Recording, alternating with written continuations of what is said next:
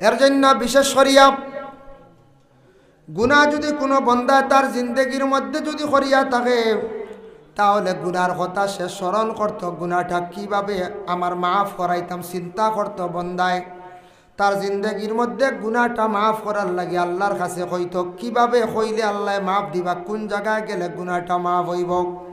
আহসানুল মাওয়াইজ সেই কিতাবের মধ্যে আনছেন এক বন্দা মুসা আলাইহিস সালাতু ওয়াস সালামের জমানায় 350 বছর খালি গুনাহ করছি।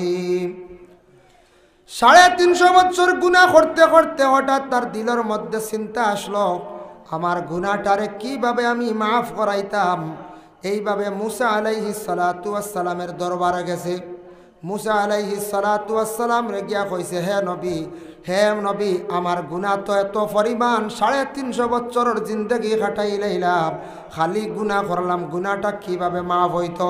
মুসা তারে আদেশ করলা, তুমি আল্লাহর কাছে কও, আল্লাহ তোমার গুনাহ মাফ দিবা। তাওরাত কিতাব খুলছে, একদিন খুলিয়া দেখে সর্বশেষ একজন নবী দুনিয়ার জমিনের মধ্যে তশরিফ আনবাই, নবীর নাম হইয়া থাকবো গিয়া আহমদ মোহাম্মদ। তার কিন্তু কলিমা ছিল লা ইলাহা ইল্লাল্লাহ মুসা কালিমুল্লাহ। ও সময় সে কি করছে, কলিমাটা এইভাবে পড়িছে, লা ইলাহা ইল্লাল্লাহ মুসা কালিমুল্লাহ ও মুহাম্মাদুর রাসূলুল্লাহ। আমাদের নবীরে দেখছেও না, নবী বলিয়া পুরা জানেও না, শুধু দেখছে একজন নবী, শ্রেষ্ঠ নবী দুনিয়ার জমিনে তশরিফ আনবা। আখেরি জমানার নবীর নামটা শুধু লই আল্লাহর কাছে খান দিয়া দোয়া করছে, আল্লাহ আমি তো 350 বছরের জিন্দেগি খাটাই লাইলাম, খালি গুনাহ করলাম, আল্লাহ আমি আপনার কাছে ভিক মাঙ্গি, আর শ্রেষ্ঠ একজন নবী বুঝি আখেরি জমানাত আসবা, সব নবী হকলে সেই নবীর উপরে ঈমান আনবা, সব নবী হকলর সর্দার হইবা, সব নবী হকলর ইমাম হইবা। আয় আল্লাহ ও নবীর খাতিরে আমার গুনাহ খানাইন তারে আপনি মাফ করিয়া দেও। আল্লাহর বান্দায় দোয়া করছে, তার দোয়া কবুল হয়ে গেছে। কিভাবে সে জানলো? মুসা নবীর দরবারে আবার একদিন যায়, গেলে মুসায় কইলা, বন্দা তুমি যেন তোমার জিন্দগির মধ্যে 350 বছরের গুনাহ করলাই, আল্লাহ তো তোমার গুনারে মাফ দিলাইছন। আখেরি জমানার নবী একজন আসবা, এই নবীর নাম লইয়া তুমি যেন দোয়া করলাই, ও নবীর কারণে তোমার 350 বছরের গুনাহ মাফ হয়ে গেছে গিয়া। হোক্কা সুবহানাল্লাহ। এর জন্য বাবা দেখেন, বুখারী শরীফের মধ্যে একটা হাদিস বর্ণিত, হাদিসটাও দীর্ঘ, বহুত লম্বা। তার একটা মফহুম আপনাদের সম্মুখে আমি আনি। আর আল্লাহর এক বান্দা জিন্দগির মধ্যে 99টা হত্যা করে লাইছে, 99টা হত্যা করছে, মানুষদের হত্যা করাইয়া থাকছে গিয়ে মহাপাপ, বড় ধরনের গুনাহ। একদিকে গুনাহ কবিরা, দ্বিতীয়ত থাকছে গিয়া হত্যাকারী যদি মাফ দেয় না, এই অপরাধ মাফ হয় না। আল্লাহ কুরআন ঘোষণা করছেন, ওমান ইয়াকতুল মুমিনাম মুতাআম্মিদান ফাজাযাউ জাহান্নাম। কেউ যদি স্বইচ্ছা জানিয়া বুঝিয়া ইচ্ছাকৃত অবস্থায় কোনো মানুষে যদি মানুষকে হত্যা করে, তার ঠিকানাও জাহান্নাম। আল্লাহর বান্দায় 99টি হত্যা করার পরে হঠাৎ তার চিন্তা জাগলো, রে কিভাবে আমার গুনাহটারে আমি মাফ করাই। চিন্তা করিয়া ঘর থাকি সে বাহির হয়ে গেছে গিয়া, যে তার বাড়ি দিয়ে হত্যা করছে সেটা কিন্তু তার লগে ছিল একটা চাদর গায়ের মধ্যে জড়াইল ছিল। ওই সময় হত্যাকারী রাস্তার দিকে হাঁটিয়া যার গিয়া দেখছে একজন বুজুর্গ মুখা মানুষ, মেসাব মুখা মানুষ। দেখিয়া কইল, রে বা আমি যে 99টা হত্যা করে লাইছি, আমার গুনাহটারে কিভাবে মাফ করাইতাম, মাফ করানোর কোনো সুরত আসেনি। এই একজন আসলে আলিম সাহেব, তাই নুটিয়া কইলা, বুজুর্গ মানুষে কইলা, একটা গুনাহ করলে, একটা হত্যা করলে মাফ নাই, আমি জানি তুমি 99টা হত্যা করে লাইছো, তোমার গুনাহ কোনো অবস্থায় মাফ হইতো নাই। হইতে তার গুছা উঠছে, কইল 99 যদি আল্লাহ মাফ দেনতে লগে অগু দিবা, এমন এক মাত মাতিছো তুমি, গুছা উঠি গেছে। কইল তে তোমারও লইলাই, কই এনরও হত্যা করবিস, কত বুড়াইছে, 100 হয়ে গেছে না 100। কইল 99 মাফ দিলে লগে অগু দিবা, না দিলে তো নাই, তে তোমার শেষ করে নিতাম, তুমি বালা শান্তি আমার এখানে দিলাই না। গুছা উঠছে, 100 ফুরাই দিছি, বুঝবাইছেন?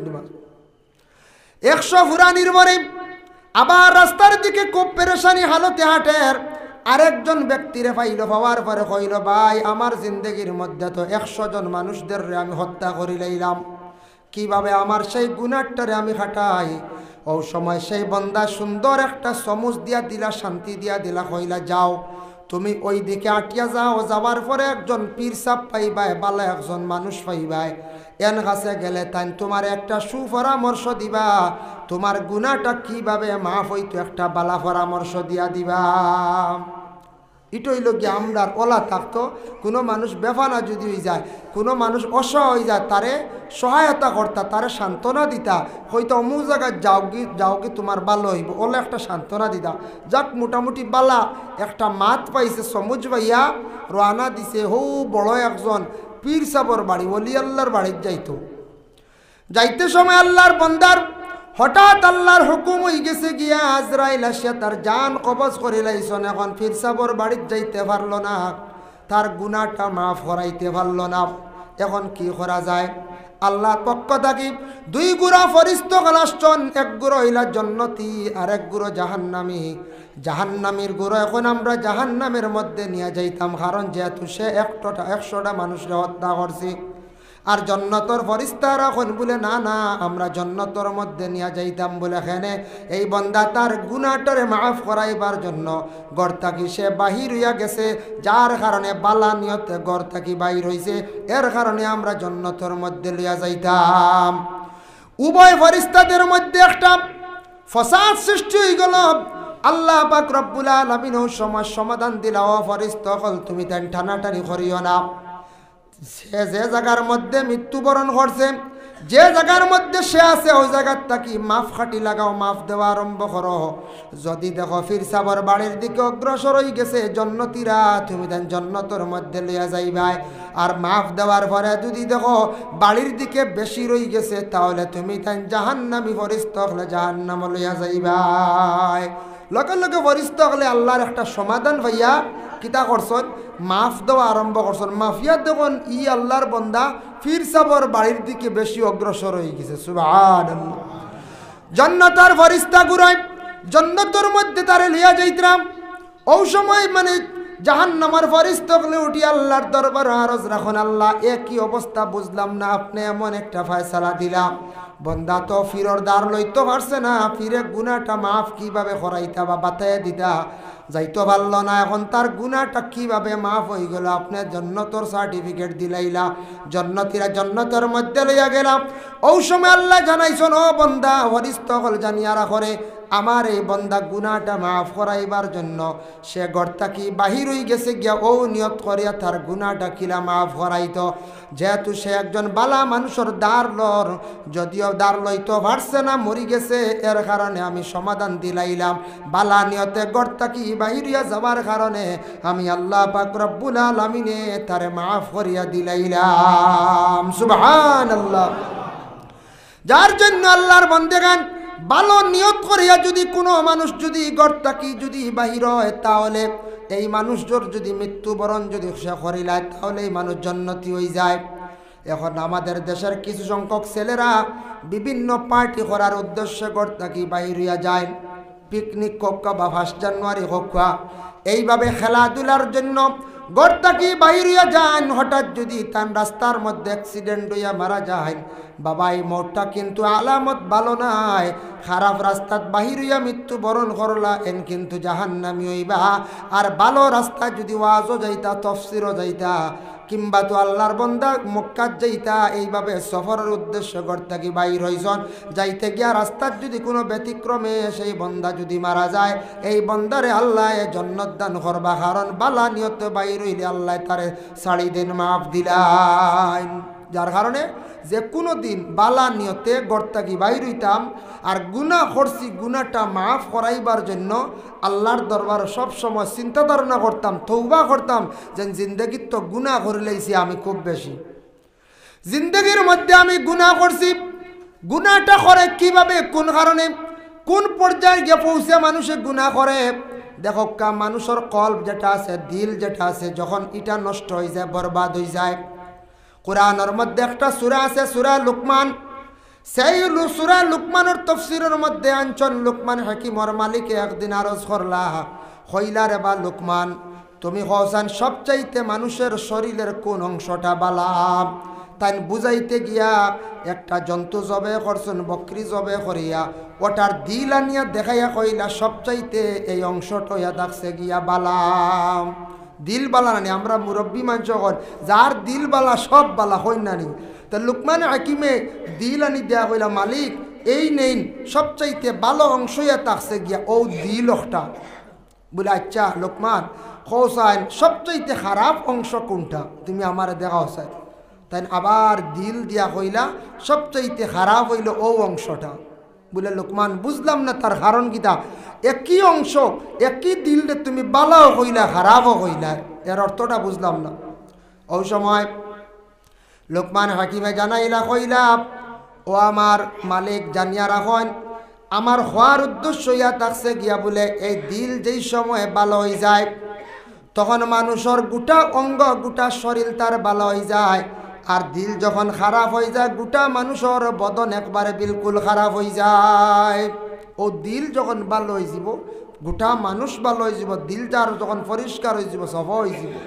এর জন্য আমরা যে দিল যেটা এটা আমরা পরিষ্কার করতে হাতিয়ার আছে, দিলটা পরিষ্কার করতে হাতিয়ার আছে। ইনো যত আসন প্রায় বয়ত হইছেন নানি, যার যারি এক একজন তো পীর ও মুর্শিদ আসেন তো, আর যারা আমরা হইছি না বয়ত হইছি না বয়ত হওয়ার চেষ্টা করক।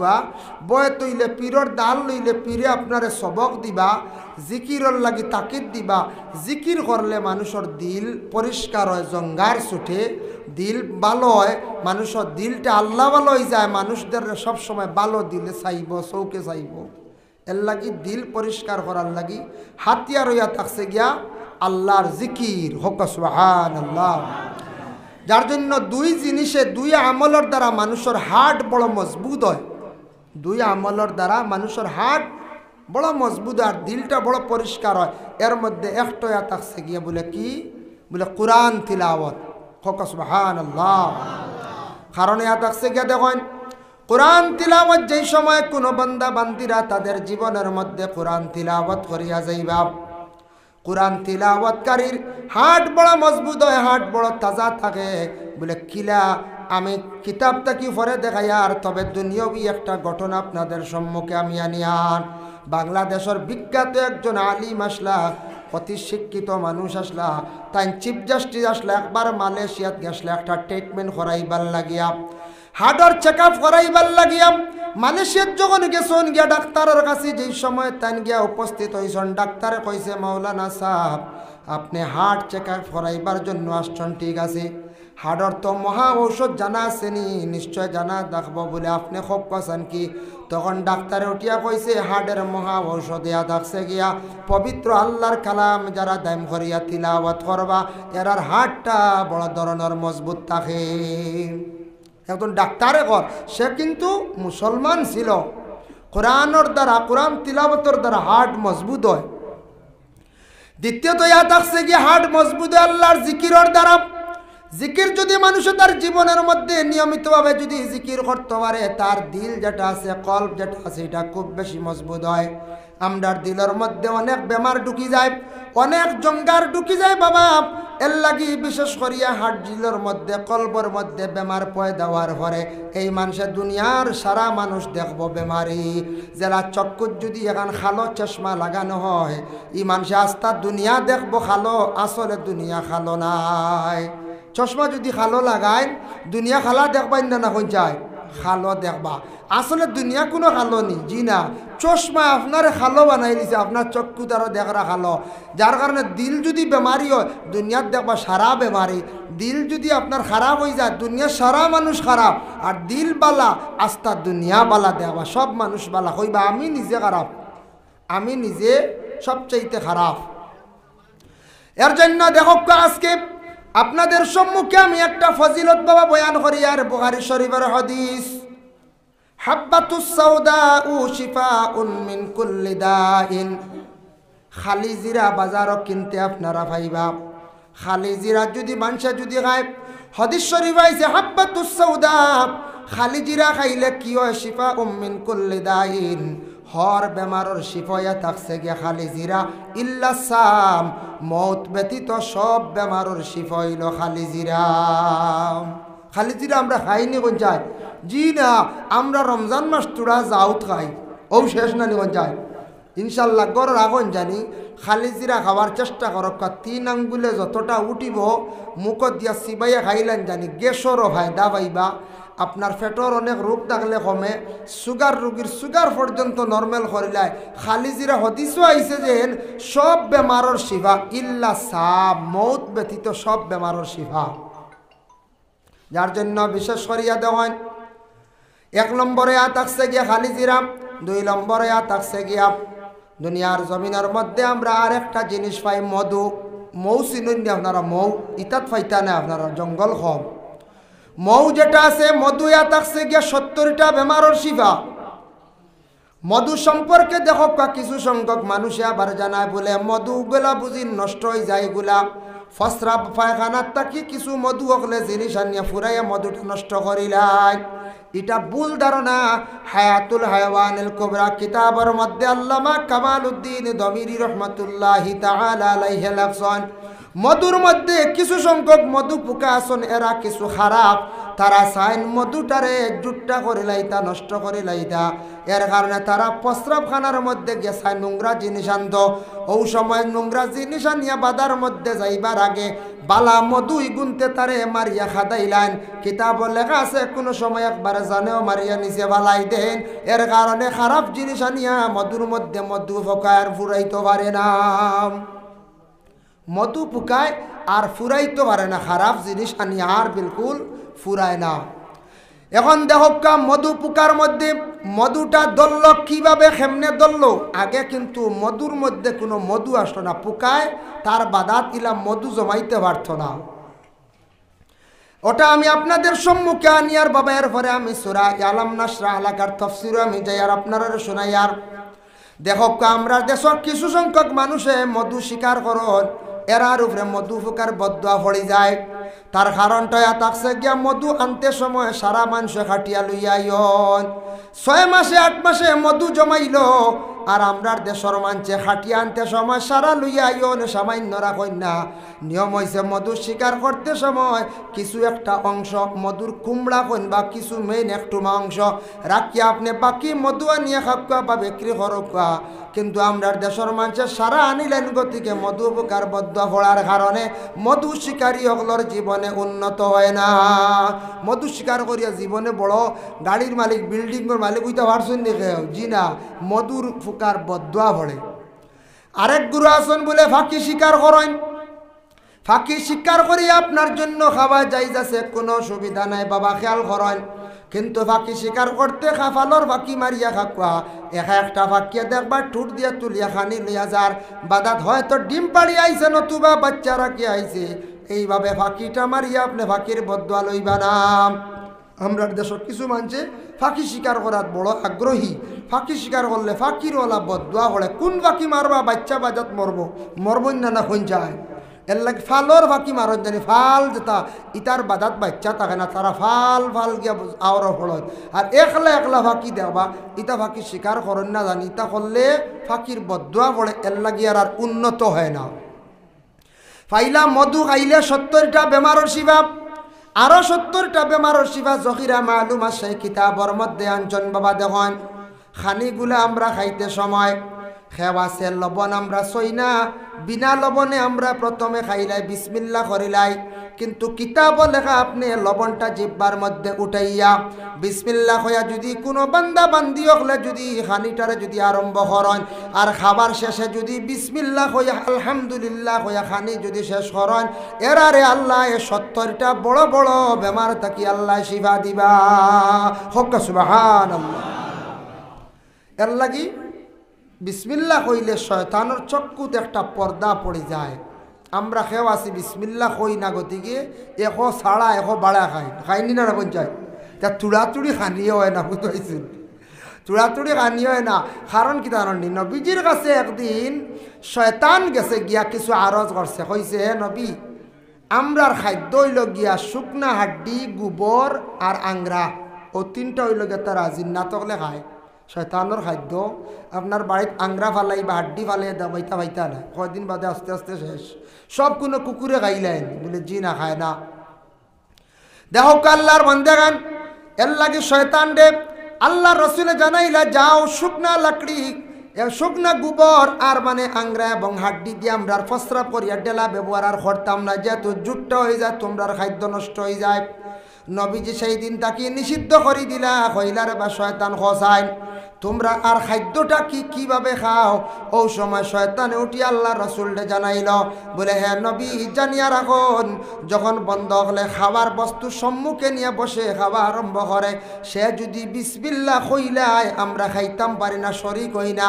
আর যে বিসমিল্লাহ কয় না তার খানির মধ্যে আমরা শরিক হই যাই, মানে অর্ধেক পর্যন্ত খাইলাই। এর লাগি আনা বিসমিল্লাহ যারা খাইন এর লাগি বেশি বেশি খাইন। বুঝতেই নিমান বিসমিল্লাহ কইয়া খাইলে আর শয়তান শরীক হইতে পারে না। বিসমিল্লাহ কইয়া খাবার চেষ্টা করতাম, আল্লাহ আমাদের আমল করার তৌফিক দিত ইনশাআল্লাহ। পারবো না জি? তালিমুল মুতাআল্লিম এক কিতাব আছে, এটা দর্শর কিতাব নাই, তো হইলে আউট কিতাব।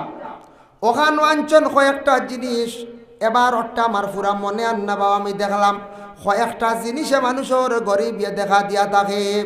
একটা হইল মহিলাগুলা যদি রাত্রিবেলা যদি মাথা আশ্রয়, গড় যদি চুল পড়ে, গড় যদি উকন পড়ে, গড় যদি খালি বেশিরভাগ যদি চুল আশ্রয়, মা বোনকলা রাত্রিবেলা যদি মাথা আশ্রয়, এর কারণে গরিবিয়া দেখা দিলাই, কিছু অভাবে দেখা দিব। এটা জিনিস বুড়া রাইত মাথা আশ্রয় না, সারাদিন কাজ কাম করে রাইত বইতারি খাখর লইয়া, জি না, মা বোনকলার নিষেধ করেন জানি। এক দুই নম্বরে থাকছে জুতা ফাঁদ দি যারা খানি খাইবে আর রিজকর বরকত উঠি যায়।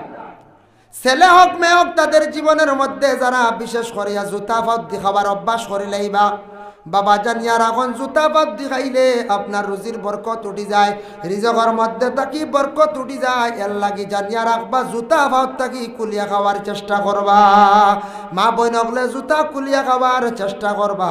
রিজেক গুলা খাইতে সময় আদবর্ষ সুন্নত মোতাবেক খাওয়া, আপনার রিজেক দেখবা এই দুনিয়ার জমিনের মধ্যে কুশাদা হইব।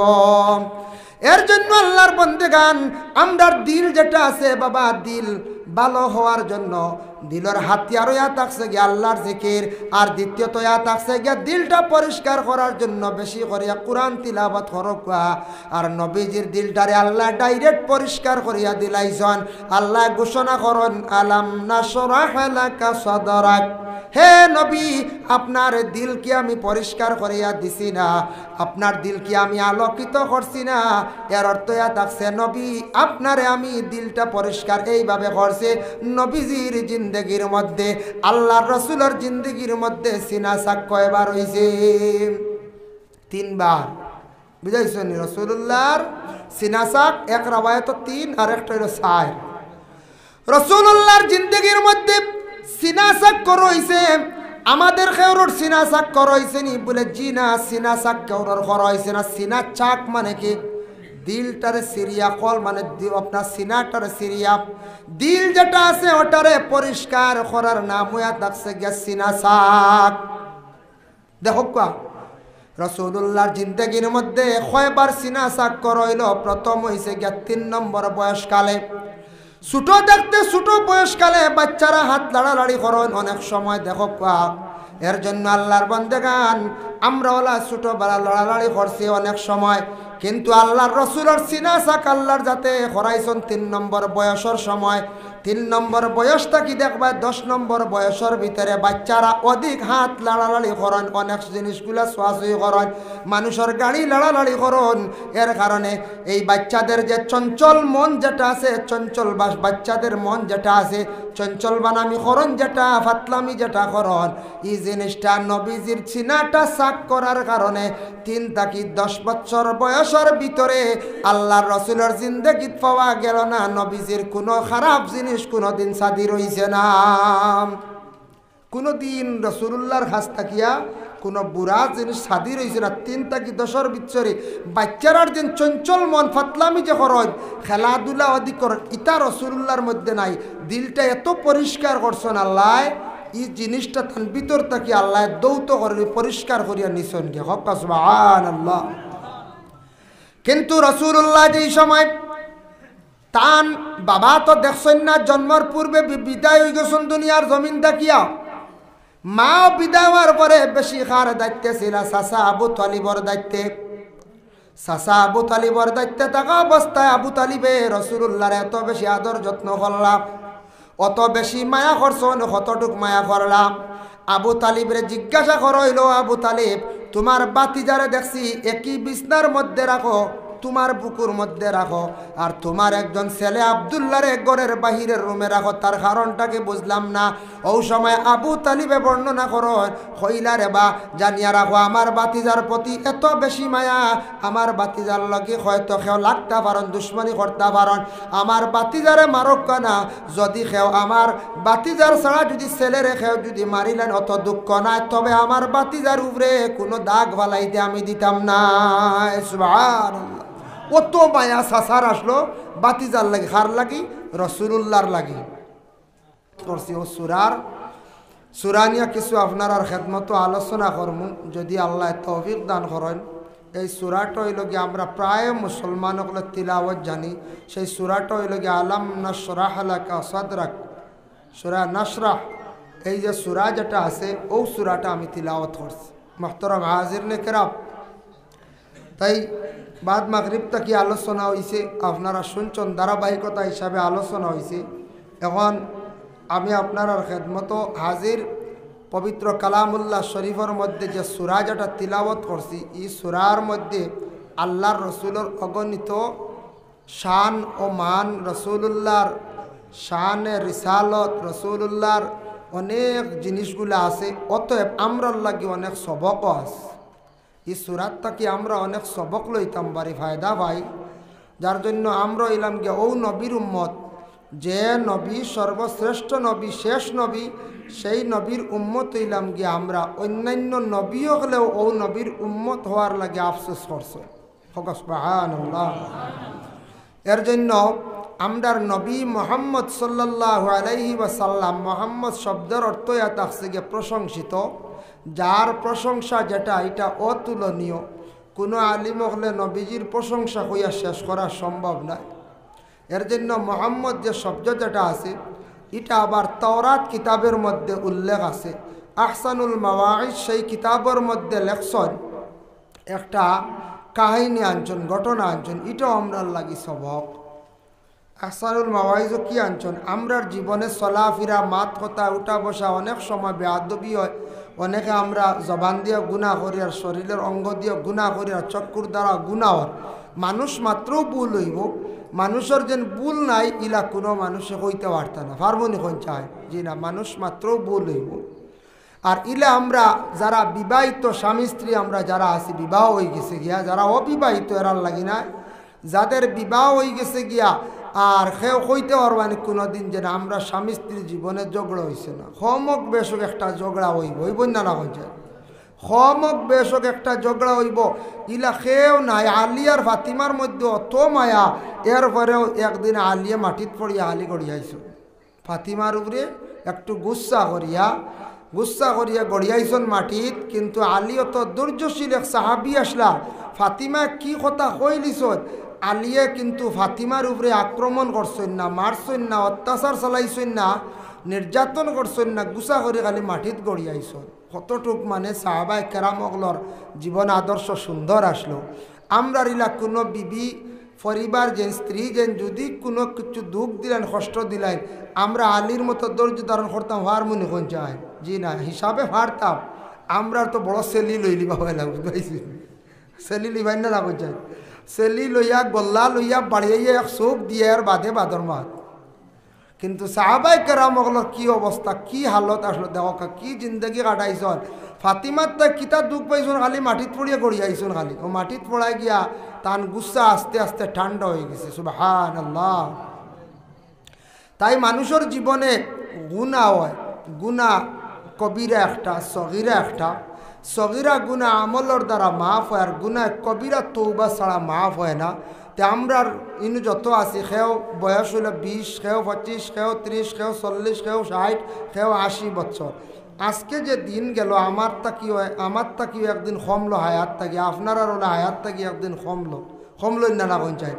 যার যতটুকু হায়াত আছে, হায়াত থাকি এই দিন একদিন কমি গেল গিয়া।